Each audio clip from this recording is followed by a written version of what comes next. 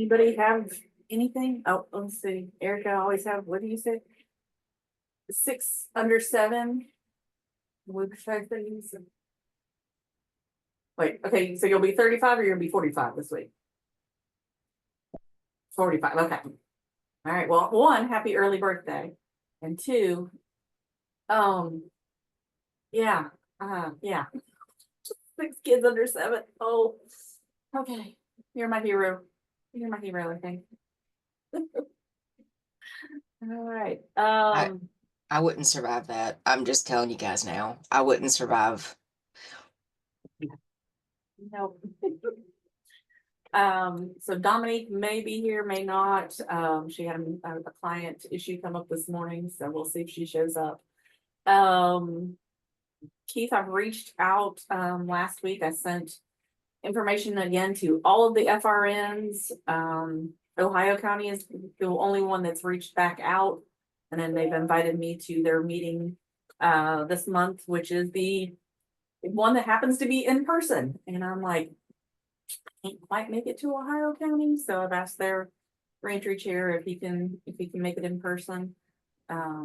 But Keith, if you've got any more pull with any other FRMs, let me know. I have been talking to all of them at the meetings that I have been going to. Greenbrier County's FRN director should be reaching out to you. I resent her the link the other day that you sent out. So yeah, every meeting, and honestly, I think this is the week that I meet with several of them. So I will continue to pitch you guys in the reentry councils. Yeah, perfect. Yeah, I had emailed them. It's either Thursday or Friday last week. So hopefully I'm somewhere on their radar. So I think a lot of them right now are concerned not knowing where the budgets and things are going to be going. yeah, yeah. And then, it's probably close to spring break. So I don't know if your FRNs also have childcare centers like the ones here in Kentucky do. So that's, a busy week because then everybody needs childcare. So Yeah, they flip our childcare stuff is usually ran through the family support centers. okay. But yeah, same thing. It's always a crazy time of year, and with the budgeting and stuff, they're all like on wire, walking a tightrope right now. Yeah. Yeah. Hey, Krisha. I am located in Ohio County, so I have she just sent out all of the dates for the rest of the year and next year. So if you can't make the in-person meeting, I have the dates. There's 2 in-person meetings a year and the rest are virtual. So I can send those to you. Yeah, she sent me that and then a whole bunch of flyers. Oh, okay. Reading information. So Yep. Okay. yeah. So but it's hard for me to get all the way up there. So hopefully Kenneth can take care of it. And Krisha, on my FRN meetings that are virtual or have a virtual option, I will make myself a note to send you the link. And if you want to just pop in, because most of them in the meetings, they always do like a around the table, introduce yourself. So you could at least be on and could tell people who you are and talk to them at that point. That'd be perfect. Thanks, Keith. You're welcome. All right. Let's see.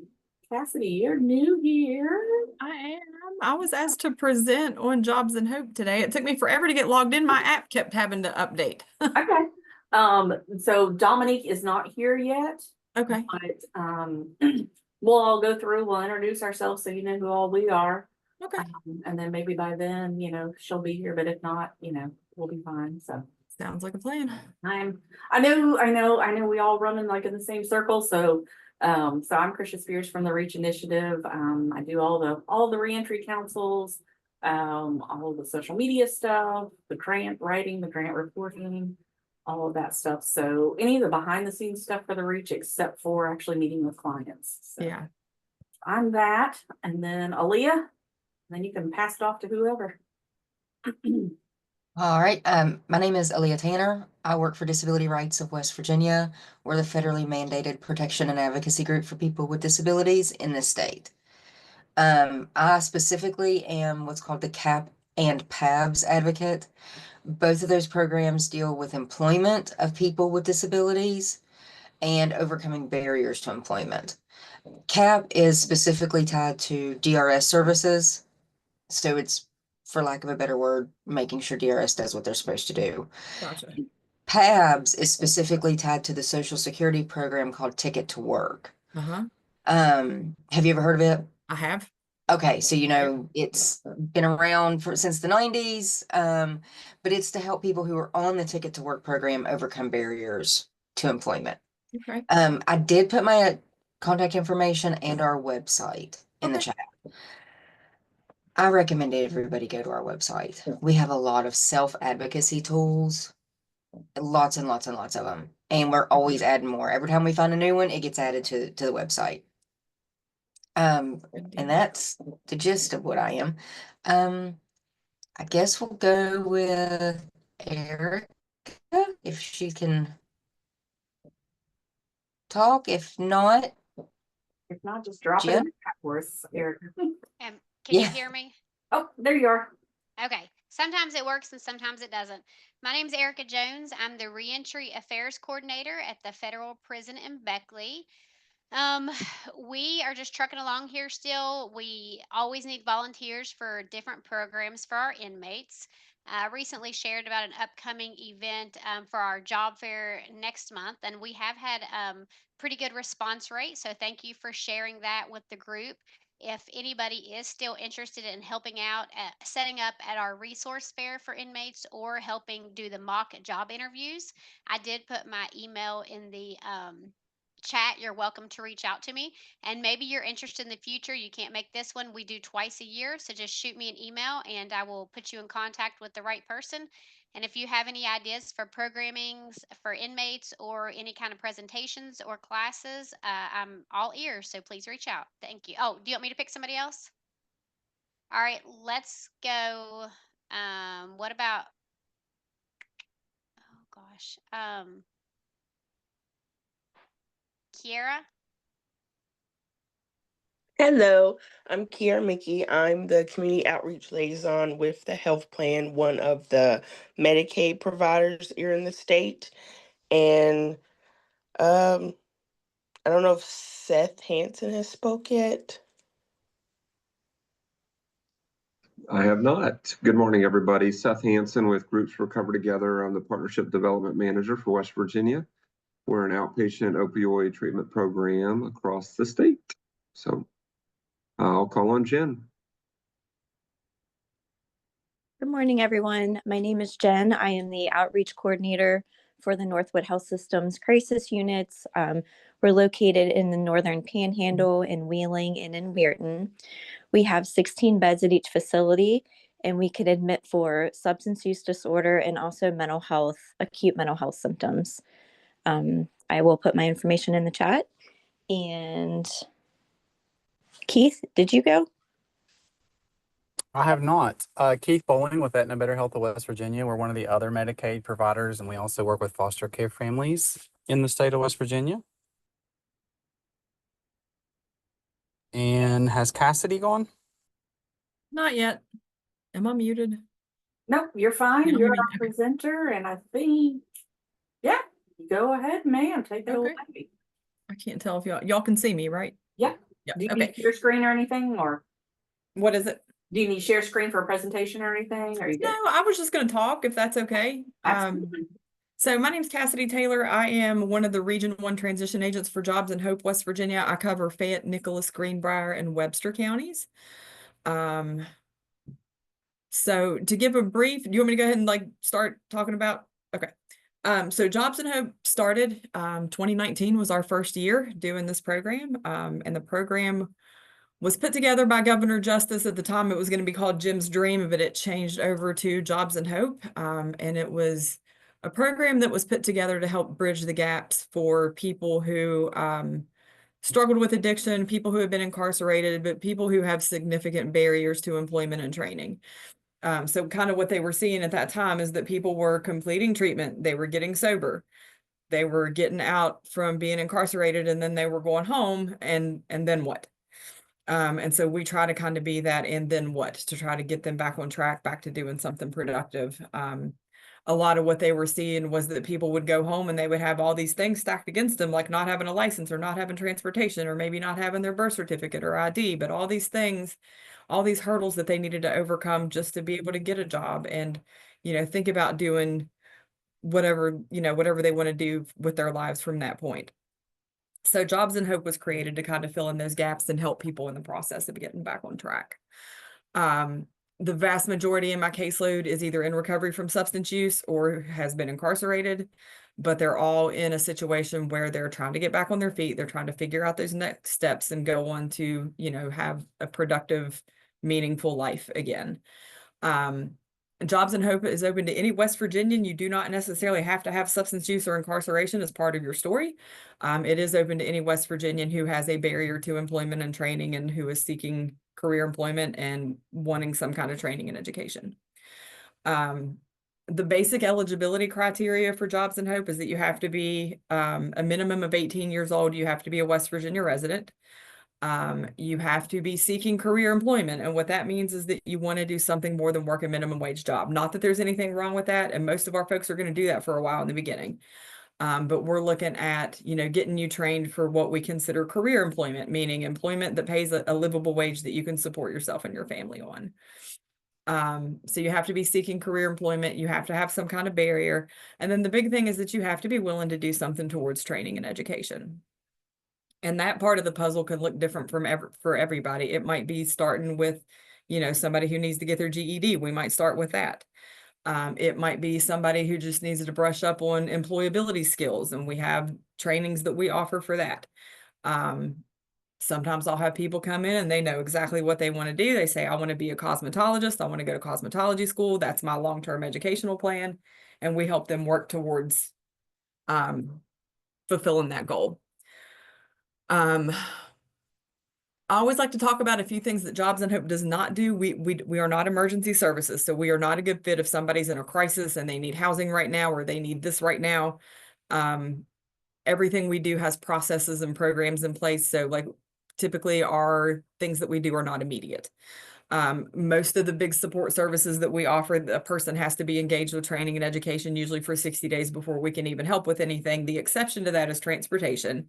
If transportation is a hurdle, that's something we can step with upon enrollment and begin helping with that. But some of the bigger support services that we offer, like dental and vision, we offer tattoo removal, we offer financial assistance for various things. Those things have like a 60-day time limit that they have to be active with us before we can do that. So like I said, we're not emergency services. In order to be eligible for Jobs and Hope, they also have to be what we consider job/training ready, meaning that when they enroll in Jobs and Hope, we're able to refer them to a job or refer them to a training program, and they're able to participate. So a lot of what we see is, people need to have access to their own phone. They need to have access to their own email. They need to be in a position where an employer can contact them and, and they're reachable. So, for most people, at least 30 days stable in recovery. And that just depends on stability. It might take longer than that for somebody to get a little more stable in recovery before we really start working with them. So it's just, we kind of do that on a case-by-case basis and just kind of see where people are at. The biggest things that we see that people need help with right now, transportation is a huge barrier, and I'm sure you're all well aware. We do have a partnership with Motive Care where we can get our participants back and forth to anything related to work, to training, anything that Jobs and Hope requires of them, any kind of court related, like if they need to check in with a PO or they need to go to day report, we can set it up for that as well. If they're driving themselves and gas is an issue, we have a gas mileage reimbursement program we can set them up with also through Motive Care that reimburses 50 cents a mile for those types of services. And transportation is the one thing we can help with like as soon as they enroll. Some of the bigger support services, we have a dental and vision program that's wonderful that helps people in addition to their Medicaid funding. If they have issues beyond what Medicaid covers, our program provides like an additional $3,000 in dental funding that they can use. We have a network of providers that works with our program. So typically they should be able to get done whatever they need as far as, their dental hygiene needs. And then with vision, it'll cover an eye exam. And if they need glasses, it'll cover the frames and lenses for a pair of glasses. We have a tattoo removal program, which is amazing. I know a lot of folks, when they're incarcerated, they get the worst tattoos in the worst places. And so we came up with a tattoo removal program to try to help with what we consider the job killers. So think, you know, face, neck, hands, knuckles, places that are highly visible, you know, things that are obvious jailhouse tattoos or could be offensive in nature, but you know, those things that an employer might look at and unfortunately be like, ooh, I don't know if I want to hire this person because of that, which, you know, we like to think that doesn't happen now, but it still does. So we do have that tattoo removal program that gives a participant, I think it's up to $2,000 in funding for tattoo removal. And we utilize the facial center in Charleston. They have a laser tattoo removal process that they go through with them, and it works wonders. So I have seen people get some things removed that I never in a million years thought would go away, and they do a phenomenal job. So we've got that. We're able to help with like what we consider miscellaneous expenses. So these can be things like, you know, you get a job, you need clothes, or you get a job and you need work boots, or you need maybe a program fee covered for school. We can help with certain things like that. We do not pay tuition for things. But if there's just like random miscellaneous expenses that aren't covered by other things, then we can potentially help with that. We can help partner with other resources to help participants get laptops for school. I know that's been a big need. We used to always go to Division of Rehab for that, and where they've lost a lot of funding, that unfortunately has not been a resource here recently, but we've been working on some things to get some partnerships that help alleviate that burden. So if they need a laptop for school or something, we can help. We can help with that. I'm trying to think of some of the other things we help with. A lot of what we do is just helping them connect to resources that are already out there, because there are a lot of resources to help with a lot of the things that they need. So typically we do a lot of what we call resource brokering for them and just helping them navigate the process of, you know, applying for benefits at different places or applying for support services at different places. And then if there's not a resource out there for it, then we will try to come up with a way to fund it or get funding for it, or, you know, whatever the case may be. A big part of what we do is, you know, helping people figure out their career path. So like when we do their enrollment, we sit down with them and we do an individualized development plan where we help them set a career goal, and kind of figure out the steps of what they're going to need to get to where they're at now to where they want to be. And so it's a lot of, okay, well, if this is what career field you want to look into, then we need to look at this school, this school, this school, figure out what programs they offer when they start, what the tuition's like, what potential partners are out there to help pay for tuition.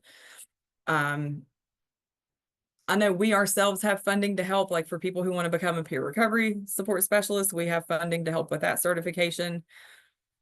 We also have our own equipment operator training that the West Virginia National Guard does for us every year. So if somebody who says they have heavy equipment as a long-term goal, we like to try to set them up with that training. It's a 28-day training at Camp Dawson, which is in Kingwood, West Virginia. It's on a National Guard training facility, and participants stay up there for 28 days. Their housing is taken care of, their meals are taken care of. Literally all they have to be able to do is get up there. And if transportation's an issue, we can get them up there. They just have to be able to stay for the duration of the training, but they are trained and certified on multiple pieces of heavy equipment. And there's always a job fair at the end of it to try to help them get hired as soon as they complete it. So, and we've been able to see some success with folks getting employed with DOH and, you know, some of these other bigger companies that hire equipment operators and things like that. We also, the National Guard also does a lawn and landscape program training for us. So people who, you know, maybe want to run their own lawn care business or something like that, they really go into like in depth with them of how to run a business, how to, you know, it's more than just learning how to cut grass and weed eat. It's like, you know, how do you run this business? How do you, you know, manage your customers, you know, and then all the different things that they might need to be able to do in that line of work. So that's been a good training as well. Let's see. Basically, when anybody comes to us and says, hey, I need this and I don't know how I'm going to do this, then our job is to try to help them figure out how they're going to do that. Whether it's connecting to a resource that helps with it, or, you know, we might have to come up with our own solutions of, you know, what that's going to look like. But it's, you know, our job is to help them overcome whatever those challenges are that are keeping them from moving forward and being productive. I'm in long-term recovery. I've been sober 13 years, and I wish to God a program like this existed when I was going through all my mess.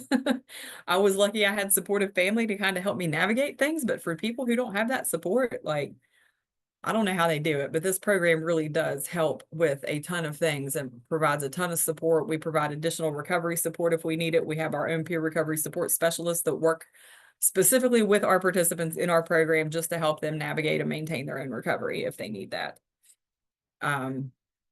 So that's been, that's been a good addition too, because I would say 99% of my caseloads in recovery from substance abuse. So not all of them, but definitely the vast majority. As far as referring somebody to us, Jobs and Hope has their own website and 800 number that are managed by First Choice Services. And I can post that in the chat, or I can send one of you guys a flyer to send out that would have that information on it. But the best way for a participant to make a referral is to utilize that 800 number website. And what that'll do is collect their contact information, their name, address, the county they live in. Based on their county of residence, it will send that referral to the appropriate transition agent who covers whatever county they reside in.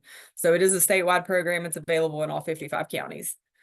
And then we'll begin working with them to help them out.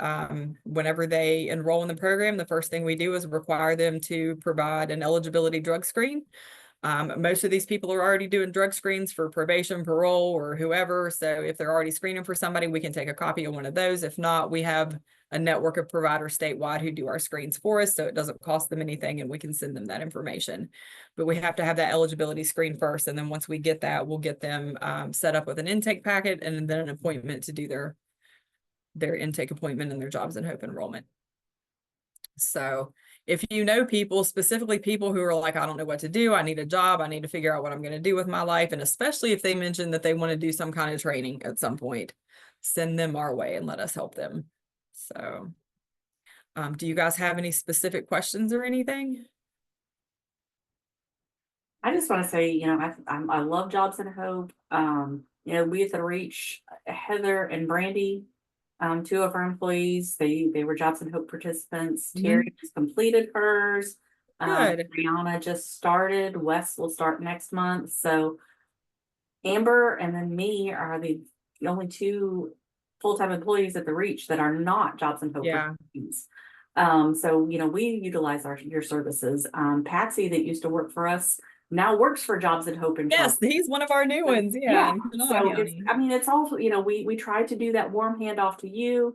We love having the warm handoff, back from the Jobs and Hope transitions agents. Dominique is a transition agent. Yep. Melissa Morrison. Yep. So a lot of the transition agents are also connected with the reentry councils as being a chair, co-chair, or something like that. So we just love all the collaboration and working together to help the participants on either side. Yeah. Provide that warm handoff that, we've helped you with all of these things, but here's the next step. Somebody. So, because they've been alone and they've had to figure out things on their own. And obviously that wasn't successful for one reason or another.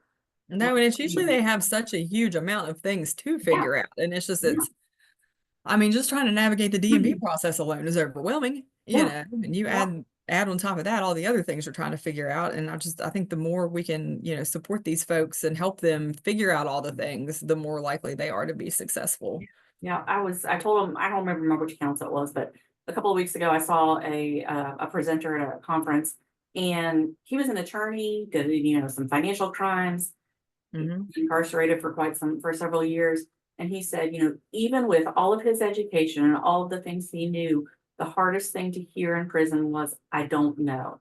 Yeah. Having someone trying to help you, but they didn't know how to help you. Yeah. He said that was one of the most depressing, heartbreaking things to hear from somebody. So to have all of us, as they're coming out or as they're out, we know how to help them and stuff. So, well, one of the neat things we've done here recently is we've added a team of reentry liaisons. And these are folks that specifically work in the facilities that are working with people who are close to, getting out, to help them sign up for Jobs and Hope or help them sign up for whatever services they're going to need as soon as they get out, to try to, help them kind of have a leg up when they come out and already kind of getting started and things. So we've seen some success in getting some folks enrolled and starting in training and just really like hitting the ground running. Because I think the less time you have to sit around and think, the better off you are. If you can hit the ground running, working on doing something productive, the more likely you are to be successful.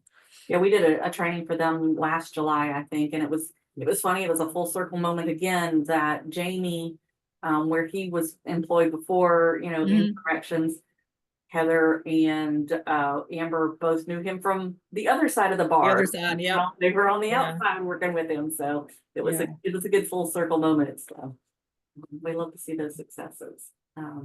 I tell people all the time, I have the best job in the world. Like I get to literally watch people come back to life after fighting those battles and dealing with all the things they've dealt with. And it really is amazing just watching them slowly put the pieces back together. And the next thing you know, they're doing great. Yeah, yeah.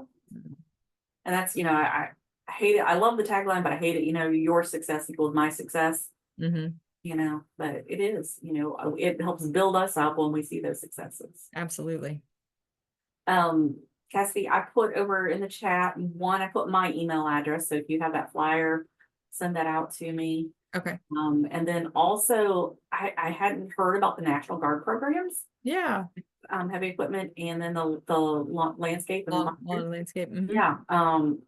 Send those out to me too when they come back around again. I knew that there were some other programs that offered the heavy equipment, but I hadn't heard National Guard doing that, so that's awesome. Yeah. And then the other thing is, I'll put it in the chat again because it's up at the beginning, but there's a Google sheet. So if you can find, like at the bottom, there are tabs for each individual council. So drop your contact information in the regions that you serve.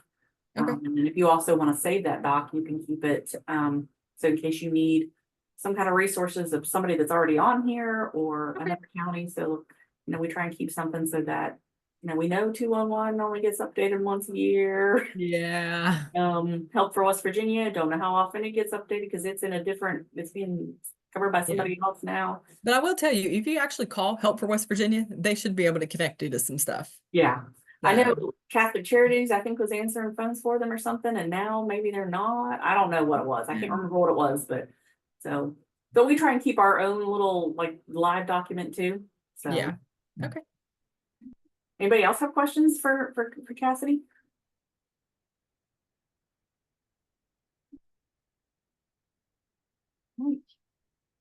Well, thank you very much. And if you have other regions, what other counties do you cover? Or just I cover Fayette, Nicholas, Greenbrier, and Webster counties. And then I have a coworker, Donna Murray, she covers Raleigh County. Okay. So this afternoon we have Greenbrier, Pocahontas. Okay. So we've got that one. And then what did you say? Did you say Nicholas? Nicholas and Webster. Yeah. I don't have a chair for that. So if you know anybody that would be interested in being a chair for Nicholas Clay Webster, let me know, because I'll keep my eyes out. I have zero participation in that area. Yeah. I can't find anybody that's interested in participating. That area is hard. Like Webster is a hard county to cover because there's just nothing there. Yeah. So my information's over in the chat. So okay. Thank you again for participating. And like I said, if you want to present any other councils or your colleagues want to present and let us know, just reach out to me and we'll get you on the schedule. I can do that. Thank you. Thank you. All right. Anybody else have anything coming up? Any exciting things going on? Nothing. I told everybody already about the restorative justice one-day training thing that's in Morgantown in June. There's a lot of ugly bills going through legislature right now. And yeah, and they're going through all in one day, so I don't know what to say. But... all right, anyone have anything else?